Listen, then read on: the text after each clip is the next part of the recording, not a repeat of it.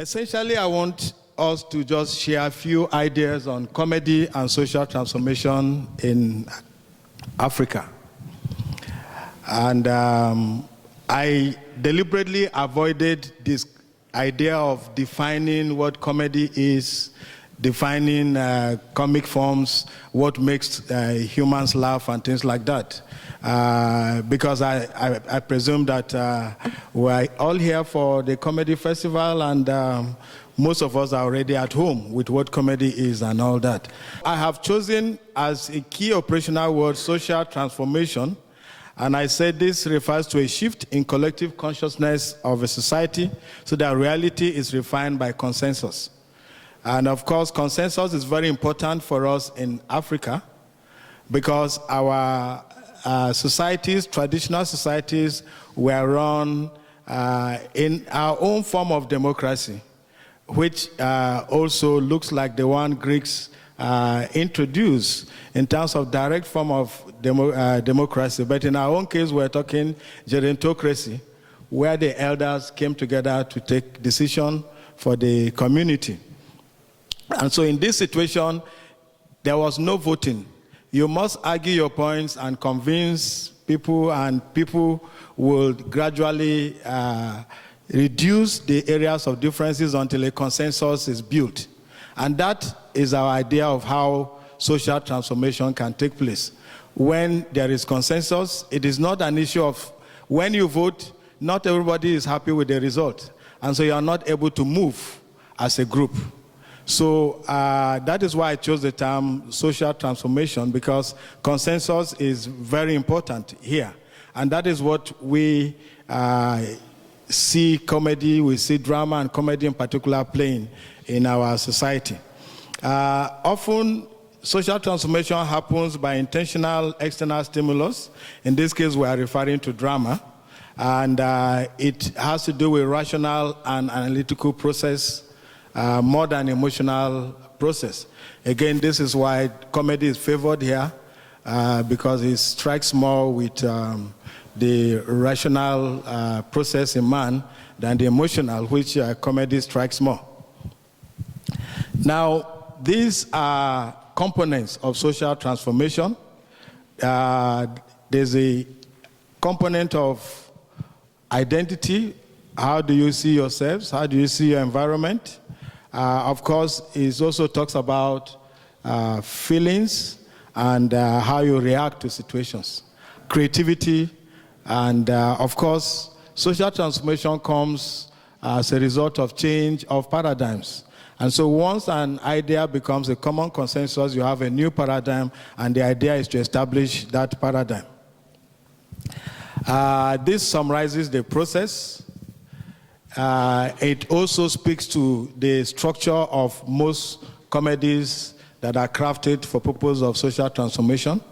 The first thing is the comedian demonstrates awareness of the default condition. What is the state of things at the moment? And then he also moves the audience to the next stage, which is appreciation of old identity and states. If it is a play about corruption, for instance, in governance, people collecting bribery before they discharge public service that they are paid for, it starts with, first of all, trying to show those situations so that the audience can connect with it. And it also helps the audience to accept that this actually happens. Because until they identify with the situations and they can connect with them and say, this happens in our life, it becomes difficult for social transformation to take place. And then you need to also build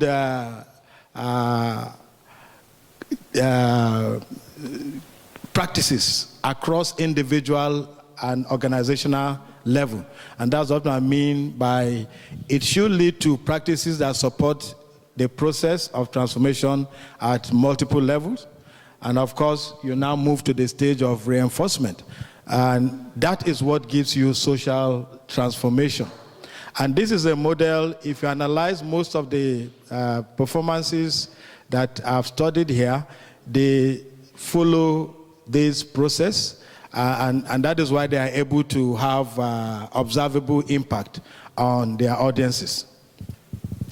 And I want to agree with the English novelist, George, in the sense that, you know, when you talk about comedy, there are two major strands in terms of perception, and especially when it has to do with social transformation.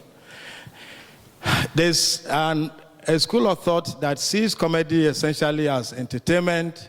It sees comedy as just pointing to issues and not able to generate any critical discourse that can lead to resolution of those issues. And that means that comedy is helpless as far as changing society and social systems concerned. But again, this same group also think that tragedy is the highest form. Of course, that is the traditional knowledge we inherited. It's the highest form of drama because it deals with dignified personalities and all that. Then the other strand is to say that in terms of intellectual engagement and which leads to change, that comedy seems to enjoy an upper hand because it doesn't strike at your emotions as much as tragedy. It strikes at your reasoning, and it tries to connect with you and move you to also take decisions on your own. And I think this is a contribution, the debate that George is contributing, when he said there is a connect between the civilization, level of civilization in a country, and the comic idea or comedy. And he feels that a true test of a good comedy should be thoughtful laughter, and that connects with the theme of this conference. Very beautiful one, I must say. Now, this is a transformation triangle, and this just summarizes the whole discussion, and it also helps us in analyzing the text that we analyze here. First of all, the essence of transformative learning is to develop autonomous thinking. And those of us that are interested in applied theater and how drama can cause change, in this case, we are looking at comedy. You know that autonomous thinking, that which the audience feels it derived, it realized on its own, is more likely to move you to change, more than the one you are deliberately thought. So there are three stages which are called transformation triangle. The first is psychological, and here we're talking about the audience understanding the situation as it is, understanding where they stand within the social situation you are depicting. And the next one is the need to revise or change the belief system, and that would be the convictional stage. And finally, you also want to match what you have watched in your engagement with comedy or the stage with change of your behavioral lifestyle. So whereas the first one is what comedy strikes to do, the second one is a result of what comedy has exposed you to, and the third one is what you do outside the theater. And with regards to performing arts generally in Africa, again, I want to believe that perhaps this might be one of the first face-to-face interaction with theater in Africa for some of us. So I'm trying to be as basic as possible so we can actually connect. It is not an inaugural lecture. So I would not strike to sound professorial. So African performing arts, generally, they have always tilted towards social commentary. And a large chunk of them actually are rehearsal for change. Because theater, from the traditional perspective, has always been a weapon in the hands of the people against their oppressive rulers in the traditional African context. However, with the interaction with Western drama, it has come And of course, the rise of capitalism, it has been diluted in the sense that gradually you begin to also see more and more of theater that tend to cow the people, which is one of the basic aims of tragedy. The respect for elders is almost absolute. And that also transfers to respect for political authority. And so you cannot easily correct an elder. You cannot easily challenge a political authority. It is cultural. It's part of our culture. And that is why, for instance, in Africa, if you are younger than somebody, you cannot call him by first name. It's against our culture, for instance. And it's seen as rudeness for me to address my president as Margarita. If we're in Africa, I can't call her Margarita. I will either call her auntie or call her madame or Mrs. Sorenso. You know. You know. So that is because of this whole thing of gerontocracy. And so naturally, it means that you can only question authority by use of drama. And we're not talking about any other form other than comedy. That is what comes in handy. And that's why I say theater has always been a tool in the hands of the people. It is only through performances that the elders and the political authority will have opportunity to listen to the people. If we have a village square meeting, I wouldn't talk if I'm seated there. It is those here that will talk. There is no room for the younger person to talk. The younger people go to such meetings so they can learn how decisions are taken. The only way the younger one, the women, the children can talk back to the leadership is through comedy. And it comes by way of simple dramatic enactments. It also comes by way of simple mime. Somebody could just take a posture, and because you are in a community where everybody knows all the characters, you already know that he's talking about the chief. Somebody might just walk in a particular way. My walking from that point to here is enough for me to perform some comic sketches. I might decide to mimic the behavior of somebody that might have been up here before I came on. And you will connect with it. And you will laugh because I have struck a chord in you. Maybe there is something the person did that you couldn't actually talk to him or her directly.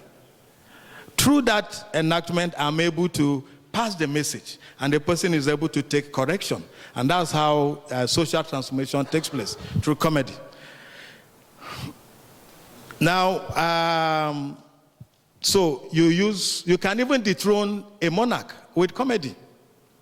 You can dethrone a monarch, you know, and I also looked at the trends in Africa. You see that there is a correlation between poverty and the rise of comedy.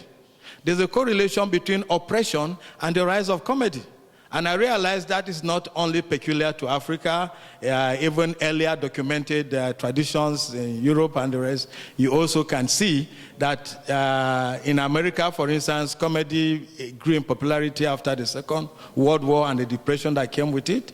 And of course, also in the UK, it's also associated with some of these very post-reformist tradition where people are coming out of the reformist culture where it became very difficult to challenge the religious authorities, and so comedy became a tool.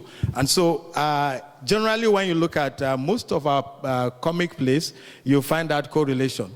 And the more there is poverty or oppression, the more the people are disgruntled about authorities, you have a higher turnover of comic performances. Of course, this is what everybody here knows in terms of what makes comedy elicit laughter. But what is important here is there is a consensus that the ludicrous elicits laughter. And why is it so? Because why is it absurd? It's absurd because it deviates from a particular norm, isn't it? And we do know that the only time you can actually bring about change is when you deviate. What we call now in our modern context thinking outside the box. And that is why, for us, comedy is an elevated form, more than any other genre of drama. And I want to agree with Ducor when he quoted Sigmund Freud. He said, "Tendentious jokes are especially favored in order to make aggressiveness or criticism possible against persons in exalted authority. The jokes then represent a rebellion against the authority." This is where the seed for social transformation is planted. And it's just to show the connection between the comic performances and the need for change. Now, in the early beginnings, we have in the Hausa societies, for instance, and Hausa language cuts across West Africa. About 8-9 countries in West Africa, they speak Hausa. It also cuts across some parts of the Arab world. So there was this issue of, just like the court jester you had in the medieval period, and which, of course, also Shakespeare adopted in some of his plays. The Wawan Sarki, and that's called, Wawa means a fool. Sarki is the chief.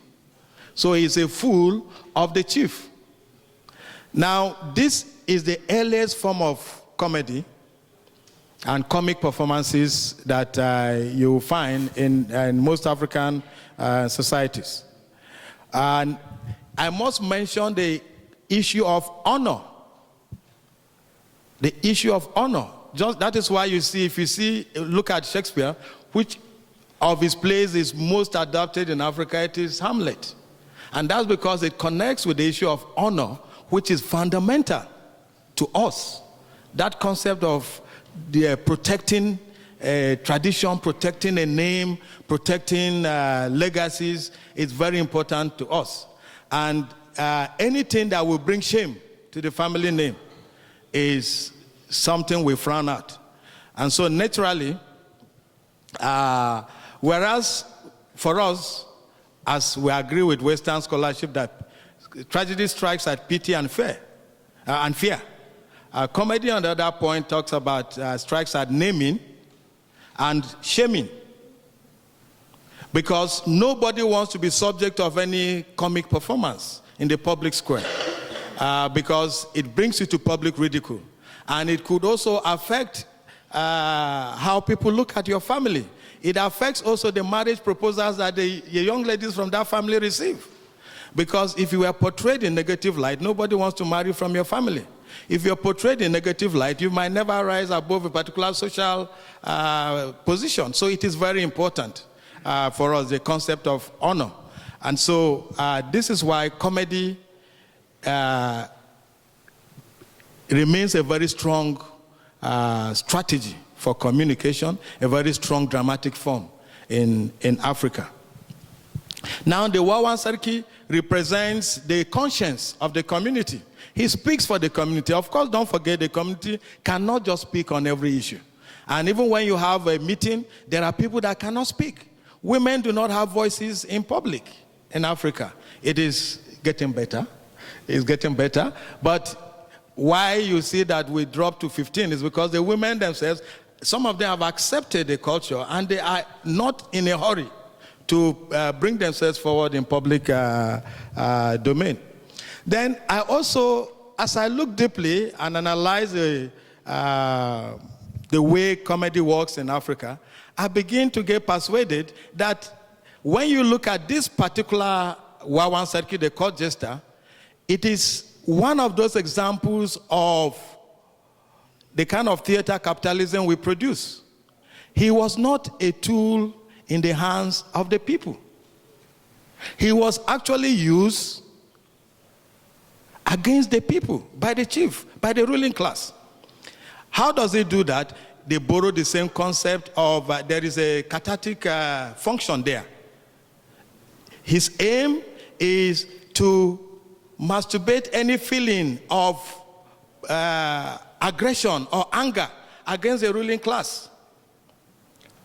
So he goes before the chief in any public function, and once he's able to get you to laugh, he's able to voice some of those anger you are holding against the ruling class, it dissipates your anger.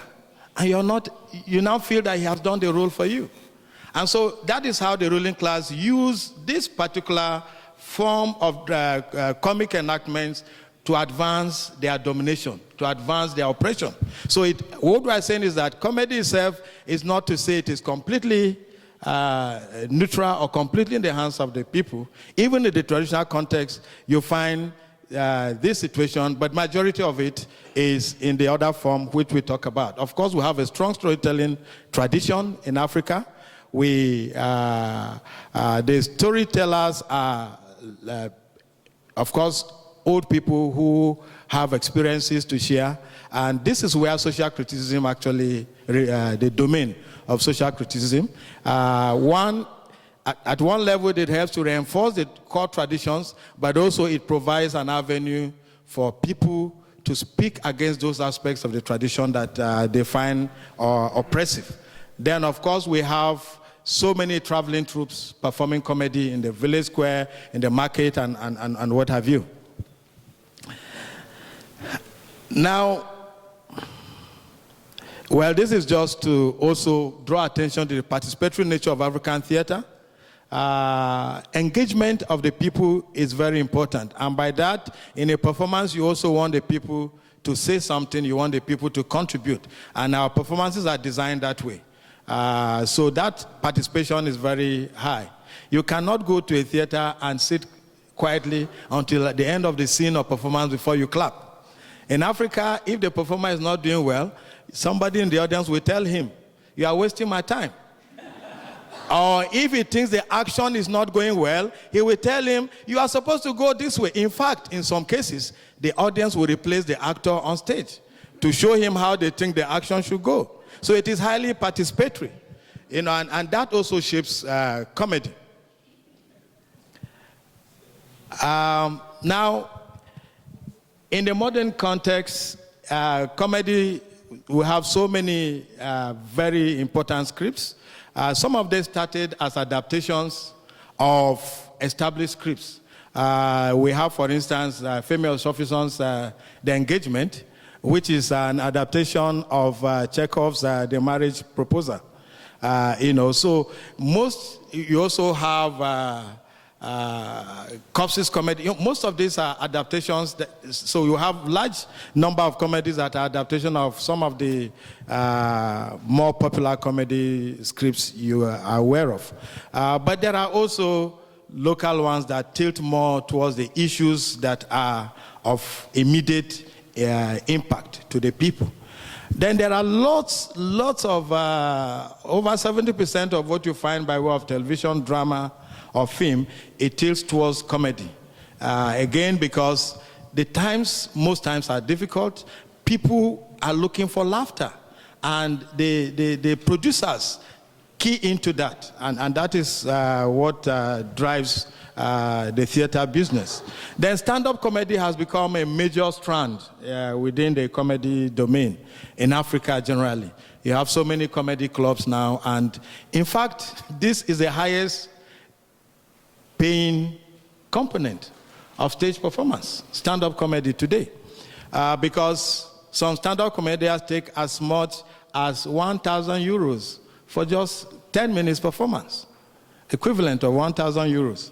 And I have a quote there from South African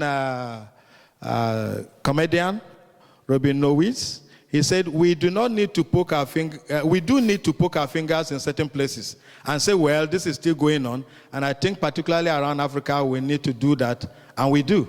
That summarizes what comedy strikes to do. I have identified some notable playwrights in terms of plays in the comedy tradition. Shoyinka has about 6, Oshofisa has 8, Efwa Sutherland has about 2, Ibrahim Hussein in East Africa has about 3, and it goes on like that, but I will save you that. And now, what are the common themes you find in these plays? Social criticism is strong. Of course, satire, political issues also take a larger percentage of it, particularly in countries where there is democracy. Where there is dictatorship, they concentrate more on satire because it's more subtle. And the issue of culture shock dominated comedy for very long in terms of the coming in of Western education and things like that, and how it affected African culture. That's what I mean by culture shocks. The rise of capitalism and the growth of social stratification also became one of the recurring themes in comedy. Of course, the human body was celebrated as well as deplored. Religion is another frequent topic, mostly because religion itself sounds absurd to most people. Whether it is traditional African religion, it's Christianity or Islam or any of the other foreign religions. But we find most places on these streams. Then gender tensions is most likely becoming one of the major areas. Now, when I talk of social transformation, you find that most of the nationalist struggle in terms of fight for independence from the colonial governments in almost every African country, comedy was the main driver. First, you say theater was a major cultural tool, and in the theater, you find that 70% of them are comic sketches, because you're dealing with what the people consider oppression, and there are rules that govern how you talk and things like that, and so they tilted more towards so most of the sensitization in terms of mobilization also of the people to fight for their political independence at that time, you can attribute it to a large percentage to the comic performances. Of course, the fight against apartheid in South Africa, most of it was done with the use of comedy because you couldn't do serious drama, as people put it, without getting into trouble. And in the 70s, the struggle against military rule essentially was driven by comedy and music, and also dance in particular. Then in recent times, the Egyptian revolution and then Occupy Nigeria. These are all movements, social movements that were predicated upon long period of sensitization by comic performances.